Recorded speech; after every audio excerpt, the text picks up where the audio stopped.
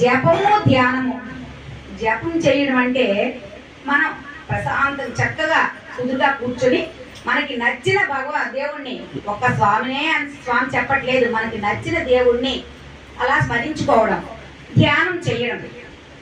కుటుంబ సభ్యులతో కలిసి వారానికి ఒకసారి అయినా భజన ప్రార్థన, అంటే ఒకసారైనా సరే కుటుంబం అందరూ కలిసి భజన చేసుకోవడం. అయితే మనందరం ఇక్కడికి వచ్చేస్తాం మన కుటుంబంతో సహా. అంటే కుటుంబం అందరితో అంటే ఇప్పుడు మనం కొంతమంది రావచ్చు, కొంతమంది రాకపోవచ్చు, అందుకే కుటుంబం అందరికీ అన్నారు. అంత కుటుంబ సమేతంగా ఇక్కడికి వచ్చే వాళ్ళకైతే మరి ఏ సమస్య లేదు. తర్వాత కుటుంబంలోని బాల బాలికలను బాల వికాస్ తరగతులకు విధిగా పంపించడం, ఇది మాత్రం తప్పనిసరిగా చేయండి అమ్మా. అయితే మన పిల్లలే కాదు, మన పక్క వాళ్ళు ఎవరైనా ఉన్నా ఆదివారం బాల వికాస్ అవుతుంది, కొద్దిగా పంపించండి అని చెప్పండి. ఈరోజు కూడా చక్కగా బాల వికాస్ జరిగింది, స్వామి నిర్వహించుకున్నారు. సంస్థ నిర్వహించే భజన నగర సంకీర్తనలలో పాల్గొనడం, సంస్థ నిర్వహించే సేవా కార్యక్రమాలలో పాల్గొనడం. అంటే అప్పుడప్పుడు కొన్ని సేవా కార్యక్రమాలు పెడుతుంటారు.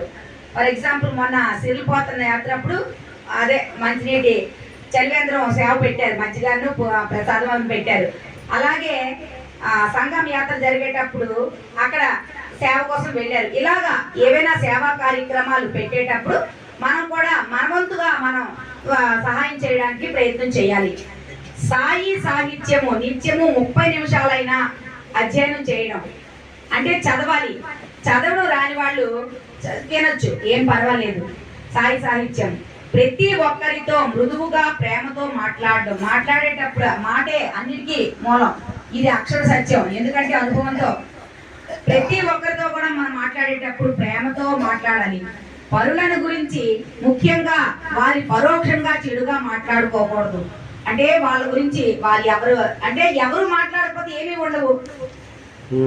ఇప్పుడు మనం ఒకరు మన గురించి చెడుగా మాట్లాడకుండా మనం లేనప్పుడు అనుకుంటారు, మనకు సేమ్ అదే పరిస్థితి. అలా ప్రతి ఒక్కరు అంటే లేనప్పుడు ఏదో ఒకటి మాట్లాడుకోవడమే.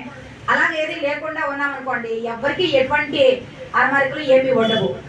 కోరికలపై అదుపు పాటించి తద్వారా పొదుపు చేయబడే ధనాన్ని తమకు ఇష్టమైన సత్కార్యాలకు వినియోగించుకోవడం. మనకి కోరికలు అనేవి అనంతం, దానికోసం మనం ఎవరు చెప్పక్కర్లేదు, అందులో ఆడవాళ్ళు మరీ ఎక్కువ.